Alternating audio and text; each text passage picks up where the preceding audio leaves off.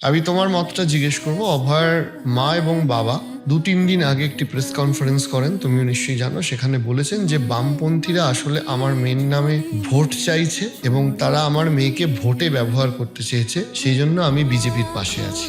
আমার একটাই বক্তব্য, অভয়ার বাবা মার যে মানসিক যন্ত্রণার মধ্যে দিয়ে গেছেন সেই জায়গা থেকে, শ্রদ্ধার জায়গা থেকেই বলছি।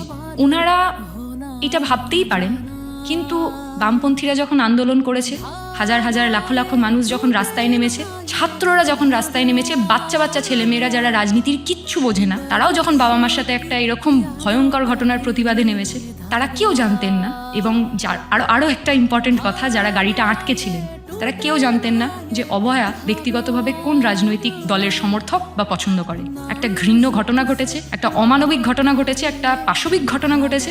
সেই ঘটনার বিরোধিতা করা, সেই ঘটনার বিচার চাওয়া, অভয়ার বিচার চাওয়া, নির্যাতিতার বিচার চাওয়া, সে যে কোনো দলমত নির্বিশেষে মানুষ হোক না কেন, তার হয়ে বিচার চাওয়া, এইটাই আমাদের কাজ, এটাই মানুষের কাজ ছিল। মানুষ সেটার জন্যই নেমেছিল রাস্তায়। এবং অভয়ার বাবা মা হয়তো ভুলে যাননি যখন তারা দাবি করলেন যে আমাদের সিবিআই তদন্ত চাই, এই রাজ্যের সরকারের ওপর আমাদের ভরসা নেই। তারপরে ওনারা বাইরেও গিয়েছিলেন এবং সেখানে গিয়ে দেখা করতে চেয়েছিলেন, সেখানে ওনাদেরকে দেখা করেননি, অমিত শাহ ওনাদের সাথে দেখা করেননি। ওনারা প্রত্যেকটা জায়গায় চিৎকার করে বলেছেন আমরা ন্যায্য বিচার পাচ্ছি না, এই বিচার ঠিক হচ্ছে না।